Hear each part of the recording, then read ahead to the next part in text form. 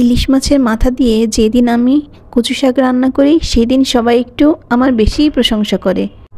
20 টাকা দিয়ে নিয়েছিলাম 2 আঁটি কচু শাক, আর ফ্রিজে ছিল একটা ইলিশ মাছের মাথা। সেটা ছোট ছোট করে কেটে আমি ধুয়ে রেখেছি। কচু শাকের মধ্যে কাঁচামরিচ, হলুদ, লবণ আর কয়েকটা রসুনের কোয়া দিয়ে আমি সিদ্ধ করে নিয়েছি। এটা এখন রান্না করতে বেশি সময় লাগবে না। ইলিশ মাছের মাথাটা আমি প্রথমে ভেজে নিচ্ছি।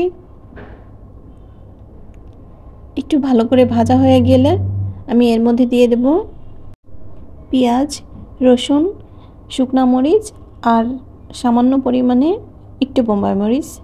বোম্বাই মরিচটা দিলে একটা ফ্লেভার আসে, খেতে ভালো লাগে।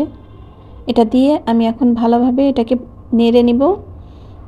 নেড়ে এটাকে লাল লাল করে ভেজে নেব পেঁয়াজ রসুনগুলো। একদম ভালো মতো ভাজা হয়ে গেলে আমি এর মধ্যে দিয়ে দেব সিদ্ধ করা কচু শাকগুলো। এই তো আমার পেঁয়াজ রসুন ভাজাটা হয়ে এসেছে। এখন আমি সিদ্ধ করা কচু শাকটা দিয়ে দেব।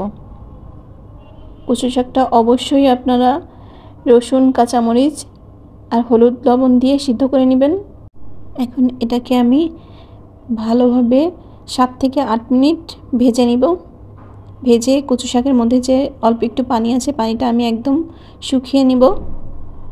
এ পর্যায়ে ভালোভাবে ঘন ঘন নাড়তে হবে যেন নিচের থেকে ধরে না যায়।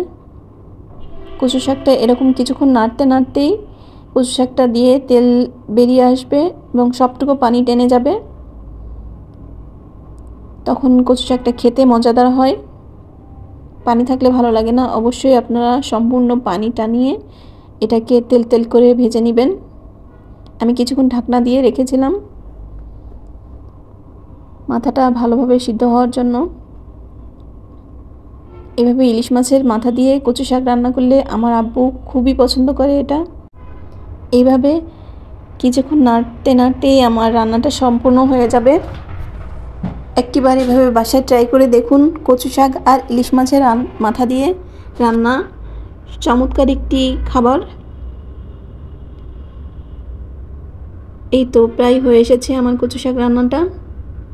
দেখুন সম্পূর্ণ পানি টেনে গিয়েছে এবং কচু শাকটা প্রায় হয়ে এসেছে।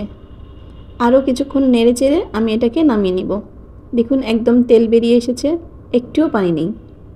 কচু শাকটার কালারও অনেক সুন্দর এসেছে, খেতেও কিন্তু চমৎকার হয়েছিল। গরম গরম 1 প্লেট ভাতের সাথে এরকম একটু কচু শাক ভাজি চমৎকার হয় খেতে। এই তো আমার কচু শাক রান্নাটা হয়ে গিয়েছে। ধন্যবাদ সবাইকে যারা কষ্ট করে ভিডিওটি দেখলেন।